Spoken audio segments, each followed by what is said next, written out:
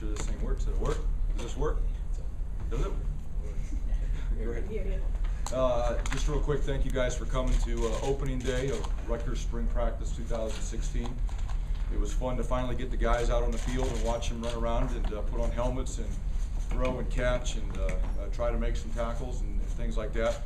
It's been a long couple months of off-season training in the weight room and in our special workouts and mat drills and watching the guys compete, and all for this moment to get out and see what type of football players we've got. So we had good energy, good tempo, really good attitude today. A lot of these players just want to be coached and want to go extremely hard, and I think these guys continue to have the right attitude every single day they come into the building, and they're a good team to coach right now, a lot of fun. So with that, I'll open it up to any questions that you guys may have.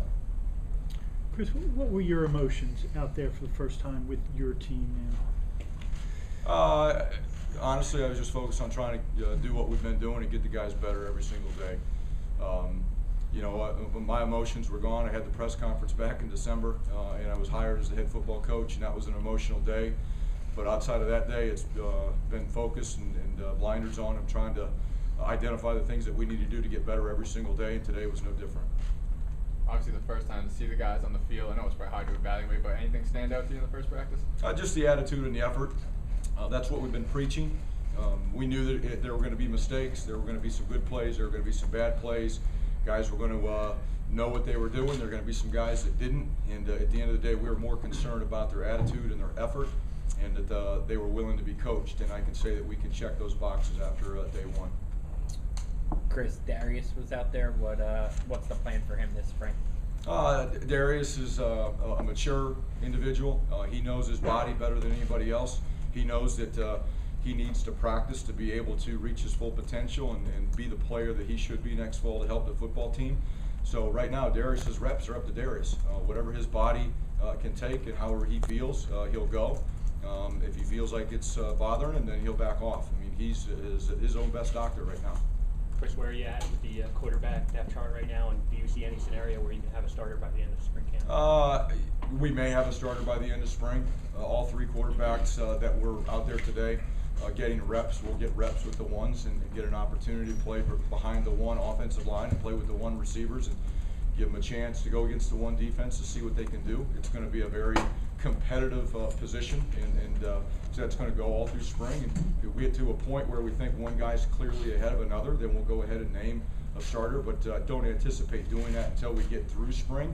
And if we don't feel like we're ready to do that at that point, then it'll go through the summer and into training camp. Do you have a pecking order at this point? Is Laviano? No, there's no pecking order right now. Like I said way back long ago in a press conference, it's an open competition, just like all positions are right now.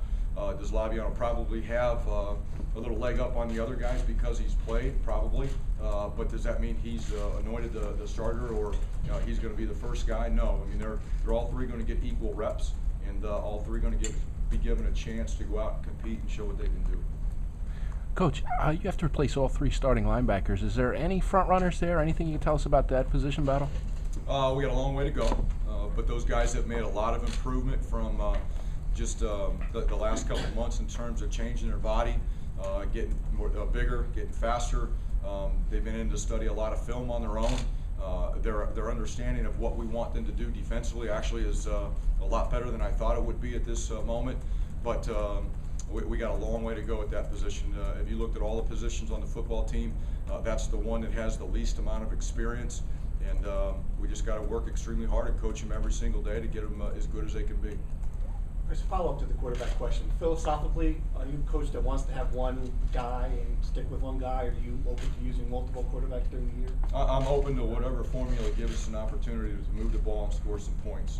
Ideally, in a perfect world, yeah, you'd like to have a quarterback that's your leader, that everybody trusts, that has command of the offense and can make plays. If you don't necessarily have that guy and it's a dual role system and dual quarterback system, then that's what we'll do to get the job done. But I think every coach's dream or goal would be to have one quarterback that does everything for you. But again, we'll have to wait to see where we're at when we get through spring to see if that's going to be the case. Chris, just a couple of cosmetic things I've noticed. First, the black straps going down the crown of guys. What does that mean? And two, noticed, or I saw the hunt was written up on top of the bubble. Yeah. Well, we'll start with the hunt. The hunt is really the theme of the team right now. We're basically chasing the other teams in the Big Ten. We can't make any secret about that. And to chase them, we got to go hunt every single day. And that's the theme of the off season. That's the theme of the team right now, whether it's in the weight room, out in the indoor with our special workouts, or in practice. And hunt work is extra work for the players too. We're limited with the number of hours that we can be around our players. If they want to truly reach their goals and close the gap between us and other teams in the Big Ten, they have to hunt and get extra hunt work in on their own. That's what that's for. And that's just that banner out in the indoor is just a symbol to remind them every single day of what we're trying to accomplish here. The black stripe on the helmet, that's actually something I brought from Ohio State. It's been a tradition at Ohio State for a long time. The black stripe is a symbol that when it's removed from your helmet, you are game ready, you're combat ready to go play. And the players know that if they have a black stripe on their helmet, they will not play in a game here. They're not ready. They're not ready in terms of their ability, in terms of their trust level, and a lot of other things that could go into it. So through the course of practices, we're looking for players to demonstrate the characteristics that we want in our players, and at some point that stripe can be, or their coach can nominate them to get the black stripe removed from their helmet. That could be this spring, it could be next training camp, it may be a year from now. It just depends on the individual and how he progresses through practice. But that is kind of the rite of passage in our program that we call it, you've been knighted if you take that black stripe off, and you become a warrior and you're ready for combat. Chris, from a health perspective, who do you see right now in terms of being limited or out for spring, just injury-wise? Yeah, there's a few guys. I'll be honest with you guys. I'm not going to make any comments about guys' physical condition and who's out, who's not, and things like that. You'll be out at practice some, and you'll be able to see some of the guys that may be limited. But just from my own policy here, I won't make any comments about injured guys or limited guys. Chris, we can see a lot of the cosmetic, if you will, or external changes that you've made. When you got onto the field now, how would you describe the way the players, what it's been like for them, with you instituting so many new things? I mean, is culture shock too big, too drastic, or is this like a whole new world for them? How would you describe how different it is? I'll be honest with you, you'd have to ask them. I don't spend a lot of time asking them how different it is. I came in with a plan on how to do business the way that I know how to do it, and what I've experienced. And honestly, if it's the same as what they've done in the past, great. If it's completely different, and it is, but I haven't asked them once, hey, how different is this from what you've done in the past? That's not fair, to be honest with you. I'm just more concerned about how we're going to do business. And if it's a culture shock and completely different, honestly, I couldn't, I don't notice it because they bought into what we're doing. We've taught them how to work the way we want them to work. We've taught them to go out and practice the way we want them to practice, and they're trying to do that. Coach, it seems like ever since you left Ohio State, you've been going nonstop here, from recruiting to the workouts, and now you have spring practice here. If you can sum it up, and I know it's a lot to sum up, what has it been like the past 3 months for you? Yeah, it's been a blur. To be honest, I guess if I could sum it up, that's what it would be. It's been a blur.